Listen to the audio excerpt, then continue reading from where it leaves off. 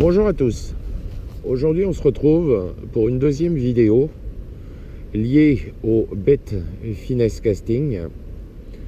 La première que j'ai postée, j'ai eu un certain nombre d'ennuis techniques sur des rushs concernant le matériel. Donc aujourd'hui j'ai décidé de passer à cet épisode 2. Cette technique est originaire du Japon. Son but n'est pas d'avoir une pêche avec une grande distance, mais de pouvoir prospecter des postes dans la gamme des 8 à 15 mètres avec une grande précision. L'autre avantage du moulinet casting est le fait que quand on pêche sur des tresses fines, comme c'est le cas en UL, la tresse sur les moulinets spinning a une tendance à twister, ce qui peut poser des problèmes en action de pêche. Donc on va regarder un petit peu le matériel. Les cannes donc sont faites spécifiquement. Ici vous avez une canne de chez Smith qui a été conçue par l'un des spécialistes mondiaux de la technique du Bet finesse, qui est Motoyama.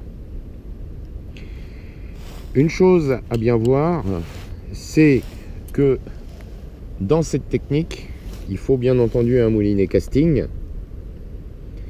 mais il faut un moulinet casting prévu pour l'exercice. Ici vous avez un Daiwa que j'utilise, garni de tresses en PE03, et au bout j'utilise un fluoro qui peut varier de 14 à 16 centièmes. Donc là, je le rappelle bien, à bien retenir, même si vous achetez une canne dédiée, les moulinets casting classiques ne passeront pas. On va se retrouver ensuite pour une petite sur le lancer et également pour la partie animation des leurres.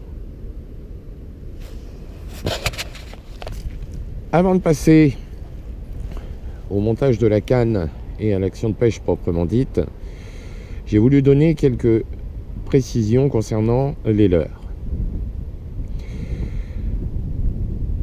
Sur les leurres, cette technique du bet casting finesse ne permet pas d'utiliser des leurres poids plume. Il se dit qu'au Japon, certains très expérimentés arrivent à envoyer 2,5 g. Personnellement, je vous conseillerais de ne pas essayer en deçà de 3 g, 3,5 g. Donc là, vous avez différents leurres. Donc le petit mégabass que vous avez ici, j'espère que vous le voyez, en 2 coloris. On le retrouve ici dans un autre coloris Ayu. Vous avez toute la gamme des Spered Ryuki. Ici le Day Insight. Et en haut le Humpback Minnow de chez Lucky Craft. Allez, on prépare la canne et on se met en action de pêche. Donc comme je le disais dans la première vidéo, le leurre doit être vraiment très proche de la pointe du sion.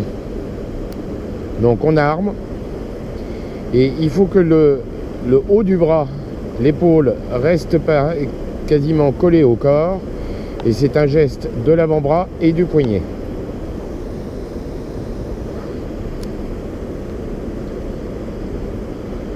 Pour le retour, là on est sur le Great Hunting Minnow de chez Megabass. C'est un leurre qui fait 3,6 g.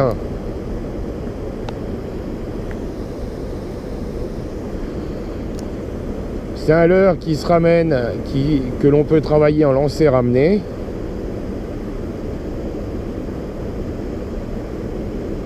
Et qui est coulant lent.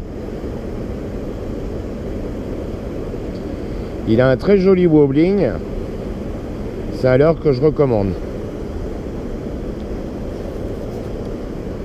Donc je répète au niveau, le leurre quasiment collé au sion.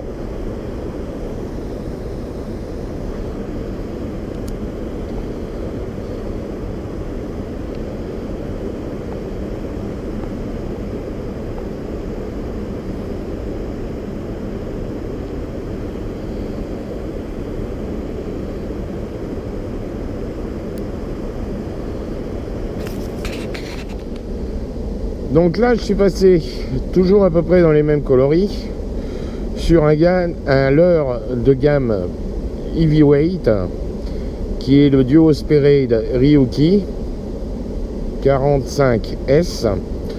Donc c'est un leurre qui fait 4 grammes, mais par rapport au Megabass, comme vous pouvez le voir, qui est beaucoup plus dense.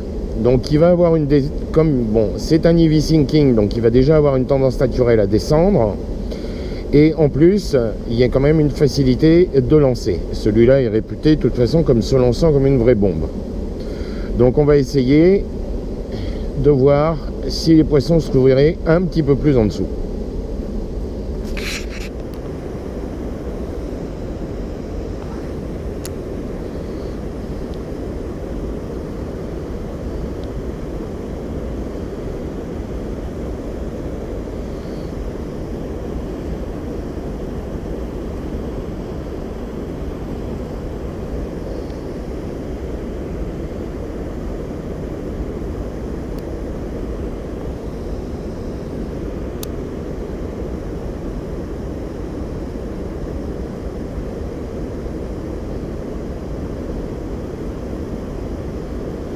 Donc là, c'est un leurre plus à twitcher ou à jerker. Donc il faut lui donner des petites animations.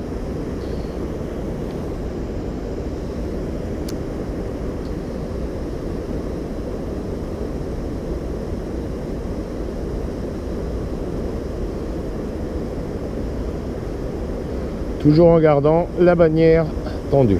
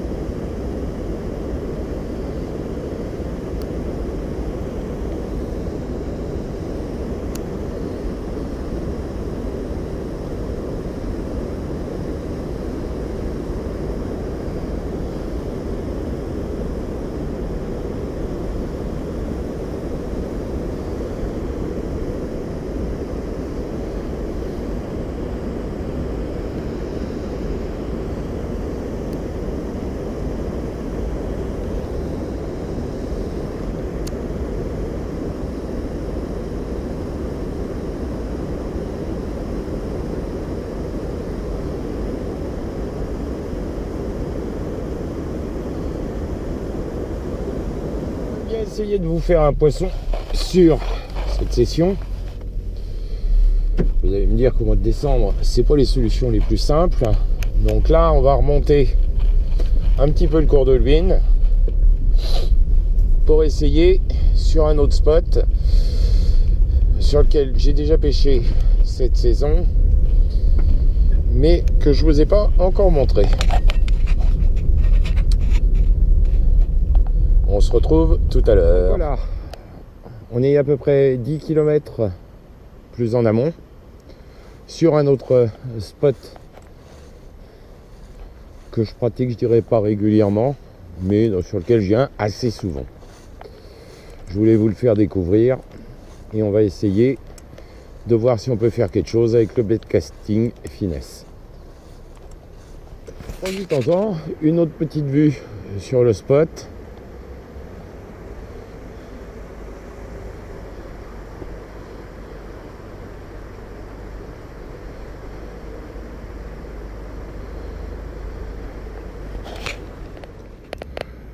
Mon but à travers ces deux vidéos n'était pas de vous convaincre de la véracité de cette technique du bedcasting finesse,